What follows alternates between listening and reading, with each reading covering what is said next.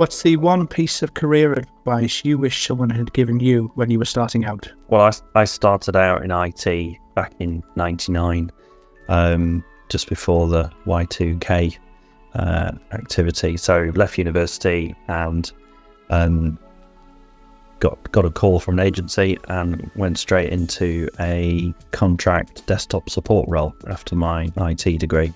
So not really what I set out to do, but I think it was a product of the times of Y2K paranoia from everyone. So jumped in at the deep end there, learned quite a lot from that experience of working with more experienced, more senior people as a very junior, fresh out of university graduate.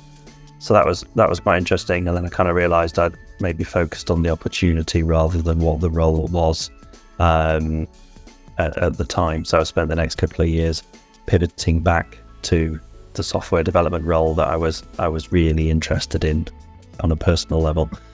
So kind of advice I probably would have given to myself in that period from a software development perspective, I think it would have been useful to know that, Microsoft training courses and training examples online don't always represent real world.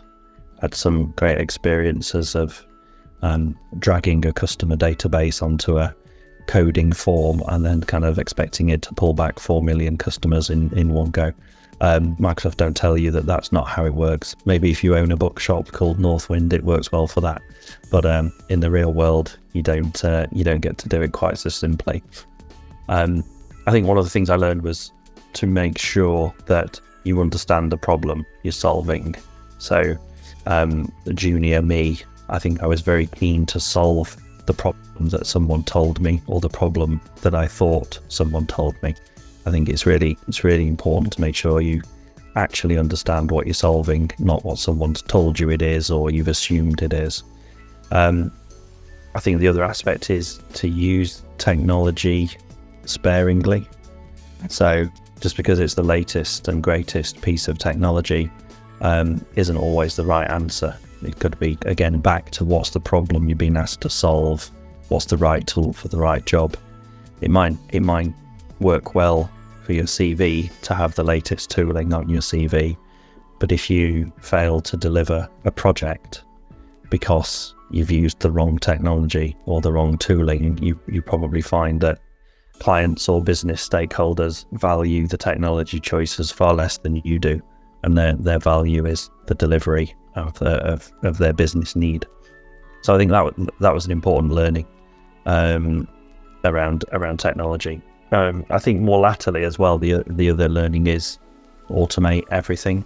As a junior, learn the lessons of the past. So manual processes are generally not reliable, not repeatable. There's value in automation, whether it's testing, release, deployment.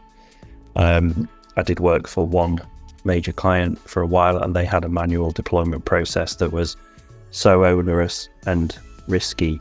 They got into a cycle of only doing a release once a year because no one dared do it. So the appetite for a release was so low that it really questioned the value of the whole process. So don't do that. would be another thing. And software generally, software development, be a realist in estimation. Understand it's a non-linear process. You will always have someone saying, have you done it yet? How long's left? If you're 90% of the way through developing something, it doesn't mean you have 10% of the time remaining. You may spend 50% of your time on the last 10%, because that's the hard bit. You've done all the easy bits first. So I think they're key lessons that I've learned over time. I think it would have been useful to short circuit some of those in the beginning, and to understand that that's just how these things work sometimes. Can you share a pivotal moment in your career journey that made a significant impact?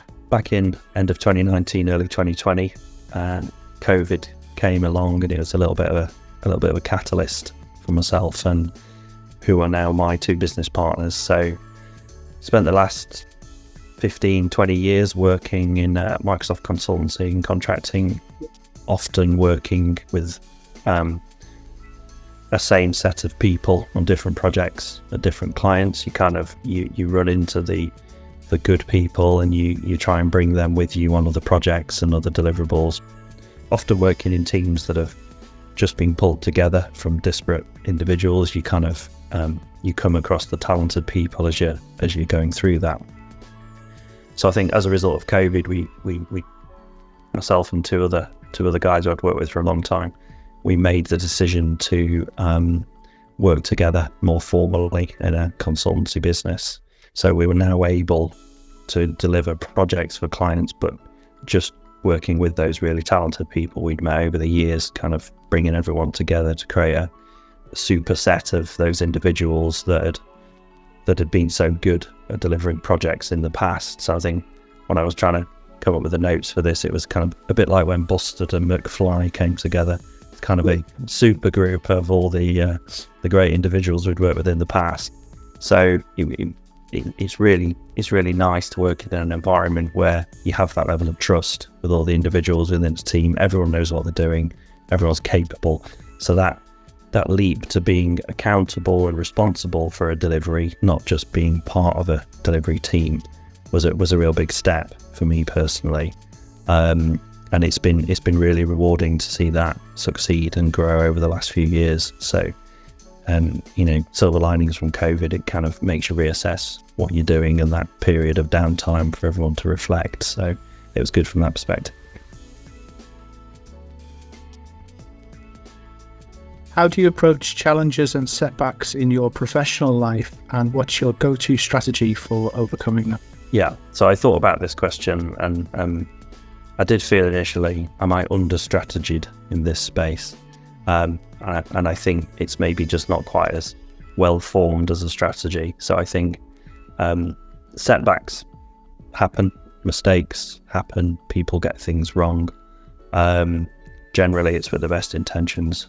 But I think, accept that as long as lessons can be learned to avoid things happening again. Similarly, learn from it and move on. I think the key thing is don't dwell on it.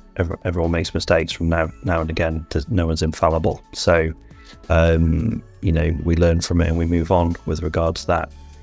I think challenges, the key thing for me on dealing with challenges is accept you can't do everything yourself. You have to trust and empower other people to help you solve problems and benefit from their experience and their skills.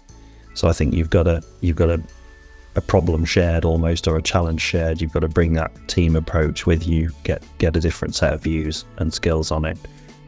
No one person can answer all the questions and have all the skills. So I think you've got to share that challenge.